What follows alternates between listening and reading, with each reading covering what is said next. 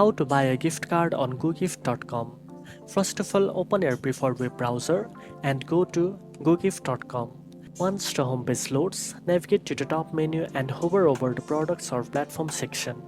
From the drop-down, select the type of gift card you want, such as the global gift card, single brand gift card, or prepaid gift cards. You can also scroll through the home page to see featured brands like Visa, Amazon, and more. Click on the gift card you are interested in. The product page will open with all the necessary details. Take a moment to review the terms and conditions, expiration details, and any special offers that may be listed. After you are ready, click on the Add to Cart button. You can either continue shopping or proceed to checkout by clicking the cart icon at the top right. At the checkout page, enter your payment information and billing details. Make sure to double-check your email address if the card will be sent digitally. Once everything is confirmed, click on Place Order or Checkout to complete your purchase. You will receive a confirmation email with your gift card details and instructions on how to redeem it.